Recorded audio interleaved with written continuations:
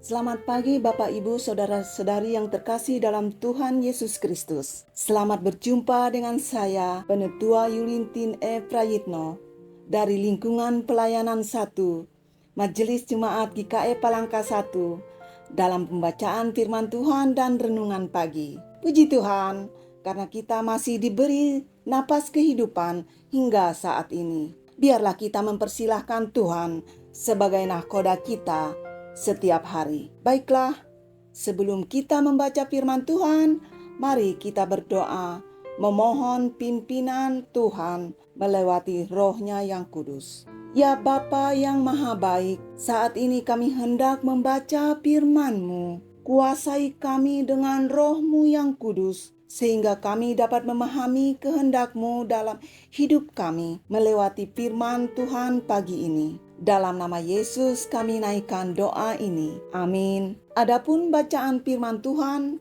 sebagai bahan renungan pagi untuk kita hari ini, tanggal 26 Februari 2024, terambil dari Kitab Perjanjian Lama, Kitab Kejadian, pasal 21, ayat 1 hingga ayat 7, dengan judul Ishak lahir.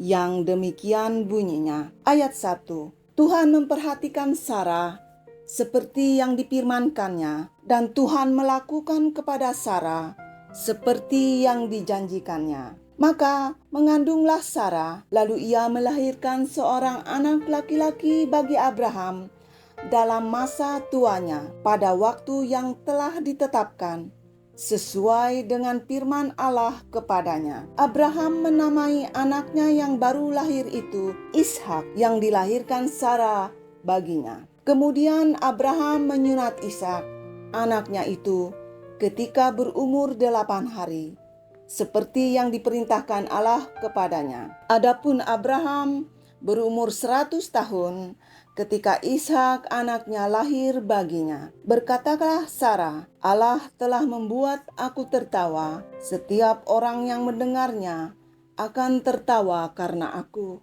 Lagi katanya, siapakah tadinya yang dapat mengatakan kepada Abraham, Sarah menyusui anak? Namun aku telah melahirkan seorang anak laki-laki baginya pada masa tuanya. Demikianlah firman Tuhan. Yang berbahagia ialah mereka yang mendengarkan firman Allah dan yang memeliharanya. Amin. Bapak, Ibu, Saudara-saudari yang terkasih dalam Tuhan Yesus Kristus, renungan pagi ini berdasarkan ayat-ayat Alkitab yang telah kita baca tadi, ditulis oleh Ibu Pendeta Priska Imelda STH, yang diberi judul yang sama, yaitu Ishak lahir. Yang demikian bunyinya. Hidup dalam masa penantian begitu sangat banyak tantangan dan melelahkan. Namun harus tetap sabar serta percaya bahwa kehendak Tuhan adalah yang terbaik untuk kita umatnya. Demikianlah Abraham dan Sarah hidup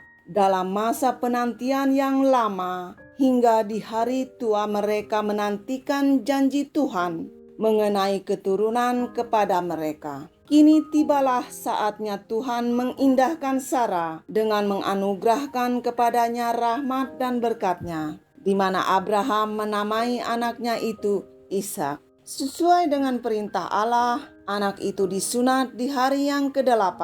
Begitu bahagia dan sukacitanya Sarah sebagai seorang perempuan yang telah lama menantikannya. Nama Ishak berarti ia tertawa atau orang tertawa, sebagaimana Sarah berkata, Allah telah membuat aku tertawa, setiap orang yang mendengarnya akan tertawa karena aku. Pada saat Abraham dikaruniai anak, ia berumur 100 tahun dan Sarah 90 tahun. Ada waktu 25 tahun lamanya Abraham menanti terlaksananya janji Allah itu. Namun dia harus hidup dari kepercayaan akan janji Tuhan itu. Adapun pesan untuk kita adalah tidak selalu Tuhan menjawab doa dalam setiap keinginan kita, namun Dia berikan yang terbaik di waktu yang tepat. Maka oleh sebab itu, izinkan Tuhan turut bekerja mendatangkan kebaikan